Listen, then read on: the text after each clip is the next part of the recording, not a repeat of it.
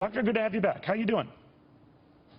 Doing well. Nice to be with you, Neil. All right. Now, these numbers look impressive. I know you can't iron them all out right now, but they look like the steady haul of funds that you've been getting in small and mid denominations are still coming in, despite what has been a tough quarter for you, at least in the press and at least in the polls. What do you read into that? Well, you know, we have some very good supporters who actually aren't influenced by the media. I mean, recognize that, you know, the pundits and the media have been wrong about me from the beginning. Everything they've said has always been wrong, consistently at least. I'm only going to get worried if they start saying I'm a good guy and I'm going to win. Then I'll be in trouble. But the fact of the matter is the people are the ones who have funded this.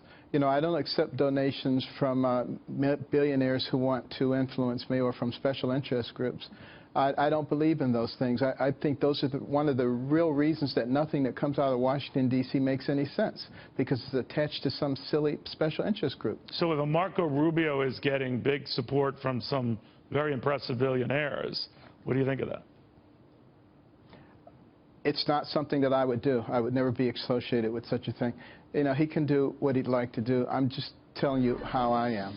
And I believe that one of the biggest problems that we have in this country is that we've taken it out of the hands of the people and we put it in the hands of special interest groups and politicians. This is not what America was supposed to be.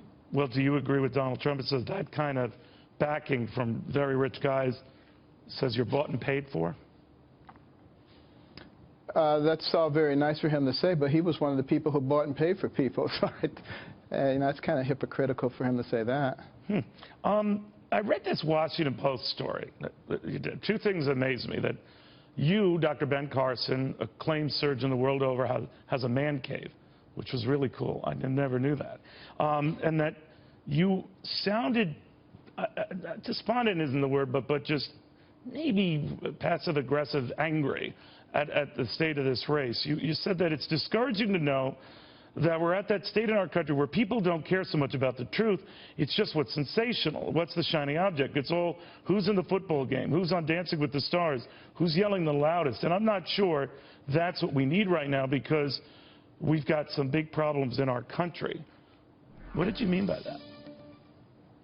Well, I just mean that, you know, a lot of people are pretty superficial, and I'm hoping that they will become deeper, that they will actually look into what a candidate has to say.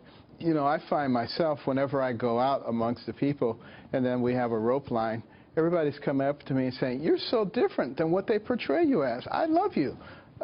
But, you know, I wish people would just do more investigating and not be so easily persuaded by people who have ulterior motives and control issues. All right.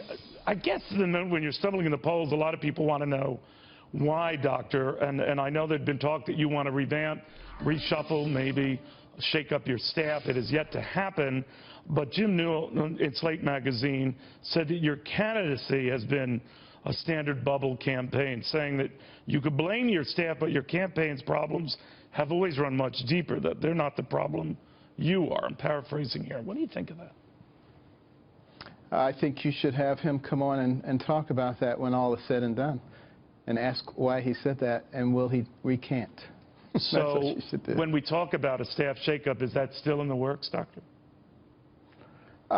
We're going to certainly be altering some things in the campaign, and we will be talking about that quite publicly next week. Next week. Okay, because one of the things that apparently a lot of these aides had been urging you to do is to attack back.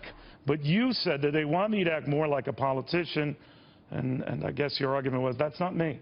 So what can we look forward to, regardless of staff changes that might or might not be in the offing? Are you going to change your demeanor or approach or style on the campaign trail? Well, I'm not going to ever be a nasty person.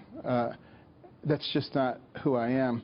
But I will point out differences, and I will make it possible for people to see that clearly, you know, it's the philosophy, and it's the life, and it's the accomplishments. One of the things that I want people to understand is you don't judge strength by the volume of proclamation.